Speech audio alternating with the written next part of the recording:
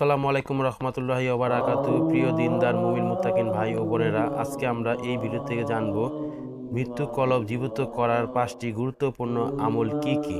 মৃত্যু কলব জীবিত করার 5টি আমল, অর্থাৎ যার কলব মন মানসিকতা একেবারে মরে গেছে, আল্লাহর দিন এবং ইসলামের পথে চলে না, সে সমস্ত লোকদের কলবে চিকিৎসা করাতে হবে। পৃথিবীর সব পদার্থে বস্তু ময়লা বা অপরিষ্কার হয়। মানবদেহে বাম স্তরের নিচে একটি গোস্তের টুকরা আছে, সেই টুকরার নাম কলব বা আত্মা।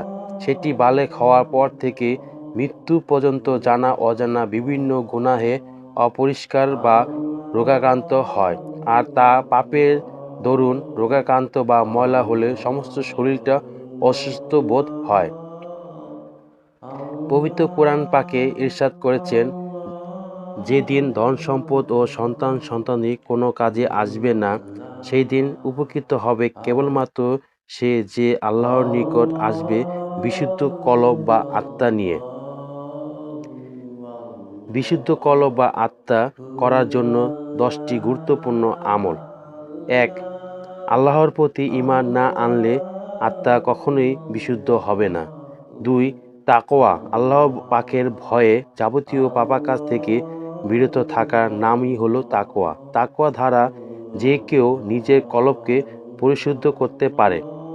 তওবা, আল্লাহর হুকুম অমান্য করে বা সীমা লঙ্ঘনকারী ব্যক্তি কর্তৃক চরম অনুশোচিত হয় আল্লাহর কাছে অপরাধ স্বীকৃতির মধ্যে দিয়ে বিনয়ের সাথে ক্ষমা প্রার্থনা করার নাম হলো তওবা, আর তওবার মাধ্যমে কলবের রোগ দূর হয়ে যায়।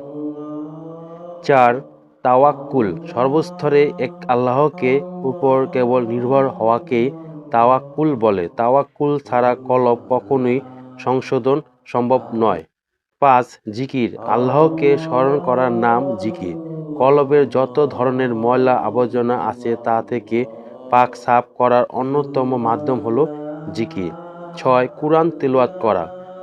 কুরআন তিলাওয়াত হলো নফল ইবাদতের মধ্যে শ্রেষ্ঠ ইবাদত। কুরআন তিলাওয়াতের মাধ্যমে একজন বান্দার সাথে আল্লাহ পাকের কথোপকথন হয় এবং জিকিরের মর্যাদা লাভ করতে পারে, তার মানবিক গুণাবলী বৃদ্ধি পায়। 7. সুন্নতকে অনুসরণের মাধ্যমে আল্লাহর একজন প্রিয় বান্দা হওয়া যায়, যার দ্বারা আত্মশুদ্ধ অর্জন করতে পারে। মুসলমান হিসেবে সুন্নতকে অনুসরণ করা সকলের জন্য জরুরি। 8. নেক আমল করা। আত্মশুদ্ধ করার আরেকটি বিশেষ রাস্তা হলো নেক আমল করা।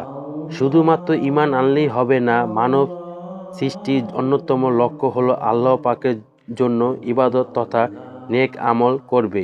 এই ইবাদত বন্দিগির দ্বারা একজন বান্দা আত্মশুদ্ধ অর্জন করতে পারে। 10. সফর করা। সফর অর্থ হলো ধৈর্য, আর ধৈর্য হলো ওই বিষয় যার সাহায্যে একজন মানুষ তার বিপদ আপদ, সুখে দুঃখে, ক্ষুধা তৃষ্ণার্ত, অত্যাচার অবিচার ইত্যাদি সর্বাবস্থায় এক আল্লাহর ইবাদত বন্দিগির মগ্ন থাকবে এবং আল্লাহরই তার রাসূলের পথে অনুসরণ করবে। 11 নম্বর হচ্ছে আত্মশুদ্ধ অর্জনের জন্য গীবত করা, মিথ্যা বলা, অপরাধ দেওয়া, উপহাস করা, সুদ খাওয়া, ঘুষ খাওয়া, ব্যভিচার লিপ্ত হওয়া ইত্যাদি মতো জঘন্য পশুর চরিত্র থেকে নিজেদের সাবধানে রাখা হলোই কলব সংশোধনের অন্যতম ব্যবস্থা।